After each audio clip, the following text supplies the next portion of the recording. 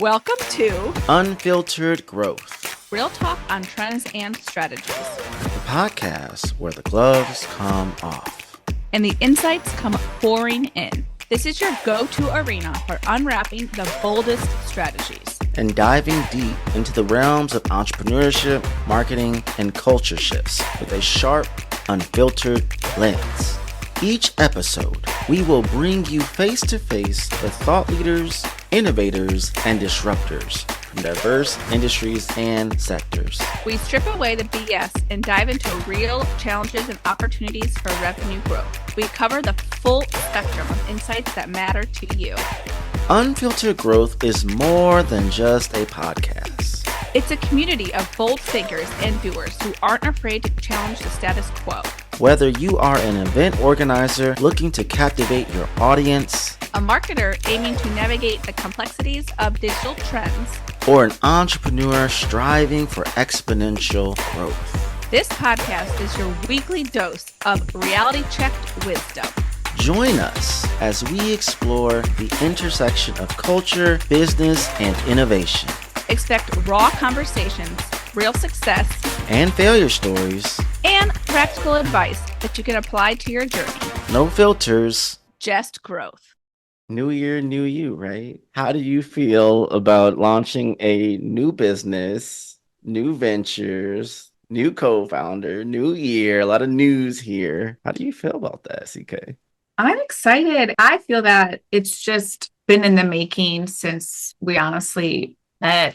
I feel like things align and I'm super excited, and I'm not scared just because I have this true feeling and sense of where my lane is and where your lane is, and like where our lanes intertwine is that like nucleus of what we really want to be doing in the DEIB space. And so for me, it just feels natural. I feel like this year is not just my year and your year, but it's that year to really highlight voices that don't get highlighted a lot and spread love where love needs to be spread, but in a way that produces revenue and increases engagement with your community. So I'm excited for all of it. Spreading love and making money. Make it rain. With hugs. Yes. What I love about you is that you inspire me. You're such a go-getter. If I look back on this new year, and for those listening or watching, who you surround yourself with will literally impact how far you go. If you want to be a winner, you have to be around winners. If you're a 5 trying to get to a 10, you got to be around 10s to learn how to become a 10. And so thank you for being a winner and being a 10 so I can learn how to be a winner. I mean, I feel like I'm just going to go back to you on that one in the sense of you make me that way too. So it's that ripple effect of who you surround yourself with. And I feel it goes to show, like, it doesn't mean if you surround yourself with winners, it's just going to be rainbows and butterflies and happiness all the time, because that's not really life, to be real. But in those dark moments, when you surround yourself with winners, they help you get through it. And then you realize your own strength, but then it also strengthens those around you too, because one, it shows them your strength, but it puts their own darkness or bad times in perspective to really just like motivate the group in general. So I am grateful for that. And thank you for helping me be a winner. And I am very humbled that I motivate you, inspire you as well. If someone's trying to launch something, in your mind, what's the first step they should take in trying to do that? I think just because we are creators, visionaries, that, not saying that every idea is a great idea, but not every idea is a great idea you should act on. You should really research and see what's out there and see if there is more room for something like your product you're pushing out, a service, whatever it would be. I always say too, there might be 75 lipstick, probably more companies, but if someone like, say, Rihanna didn't do it because there's so many, her line wouldn't be here, but it's one of the top lines right now. And so it's to say, do the research, but also find that segment of people that you truly are passionate and connect with, to then go after that market first, because then it will be in effect that's a truly authentic connection with the brand and the community, whether that be a D2C, B2B, whatever type of brand it is. So research, but really find that true nucleus of what you're trying to do with the business and the community you want to go along and be successful with. What would you say, Troy? I would say just mind dump. Just mind dump the thoughts. It's one thing to be in your mind. It's one thing to put it on paper, whiteboards and everything. Like if you're someone like me, it's on everything, post-it notes all over the place. And then it's another thing to say it out loud to someone. Now, obviously, if your idea is a game changer and you're trying to maybe potentially trademark it or something, you may do a trusted group, but you got to go through the phases of just getting it out there and start articulating it and not be afraid for someone asking you why. This is an idea.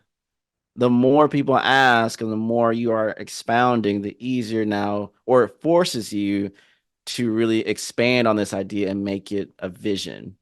And then from vision, a plan, and then from plan, action, and action, a result. Now, unfortunately, every result may not be successful out the gate, but we have to understand failure is not just an outcome. Failure is part of the process. But if you believe in this thing enough and surround yourself with the right people, you can overcome that because you'll say it's worth it. I'm going to push past that. So I think back to the first moment we were like, we should probably do something. And it was almost the echo chambers. I remember we were coming back from inbound and it was just this echo chamber of like, y'all have really good chemistry. And you know how sometimes you see something maybe, but then someone who's outside the bubble really sees it and it makes you think, well, maybe I do. It's all the compliment there. Hey, you look great today. Do I? Well, maybe I do. Let me go back in the mirror and see what my smile, what my face is going, everything. And I thought that to that moment, okay. Now, the easy thing could have been done if just what most people in networking do. They say a thought, they never follow up. They kind of ghost you. They fade off into the wind. And then they sit back years later and wonder what could have been. No, we're like, we're going to figure this out, sit somewhere, even if it's silent, and just force ourselves what could be possible. And I love that. And I feel like the testament to that too is our own personal growth and like self-awareness, that knowing how the connection is and have it be on a level of respect, but also on a level of just motivation and no competitive or selfishness, I guess you could say. And with that, with just like business in general, it is hard to work with people. Like, let's be real. We don't love everybody we work with. I'm sure someone's listening, watching, and they have some in their mind right now, but 100%. Like, I mean, I have more than one in my head right now, but it's okay. Okay. But it's okay to have that because we're all different. And we're all humans, but it's also recognizing you could be the reason why they are rude or mean, and realizing your own self-awareness with that. But with how we met and just the after inbound 4 years ago now, how we showed up as our authentic self, and we always do. And I don't know about you, Troy, but I didn't always do that. Right. I had to dim my light. I felt like I had to, just with the companies I worked for, with my own self-growth and not going to therapy and just a lot of things. And when someone gets to the point of realizing their own greatness, it's much easier to recognize other greatness without getting jealous or without saying like, oh, I don't like her shoes. And the reason why you don't like her shoes is because you might not like your shoes, and you really have to realize other people's swag to really love on your own swag. And then you'll love on other people's swag more. And that's what I really enjoy about working in this type of collective that we are, because we always show up as our authentic selves, and it's realness that is going to become what our partners are going to live and breathe, but they'll see it throughout their whole team, that people will be showing up authentically and like helping the greater good, and it'll just make people happier. And when people are happier, they'll produce more. And so that's why I feel with this, even this podcast, coming, being authentic and natural is just going to be the way to grow. Because otherwise, who wants the fakeness? Who wants the everyday that you've seen over and over and over? Because we're all over it. If you don't like someone at work, not telling you to go tell them to F themselves, not saying that.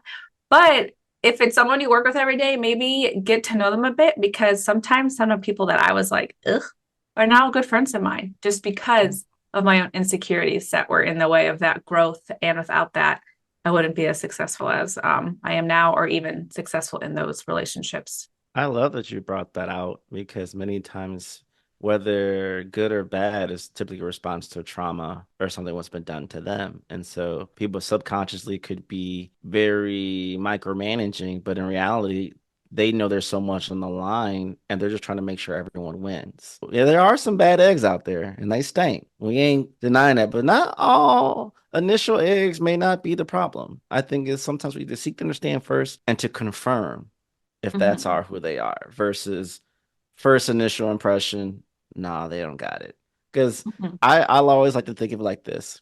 You can almost identify someone else who's had it rough and has come on the other side of it, and now they're a more polished product, a better version of who they were, but there's still scars from before.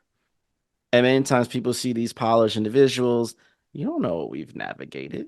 You don't know. You couldn't even understand. It took forever for us to get comfortable speaking on stages, being more authentically ourselves. I mean, we are still navigating that together. And that wraps up another episode of Unfiltered Growth. Make sure you subscribe, rate, with 5 stars, and leave us a review. Remember, growth doesn't happen in isolation. Join our community of bold thinkers and doers on social media and stay connected. Don't forget to go to season3media.com/podcast for strategy or event inquiries, resources, or to just chill with us. Until next time, keep pushing boundaries, embracing diversity, and never stop growing. This is Christina and Troy signing off. And remember, no filters, just growth.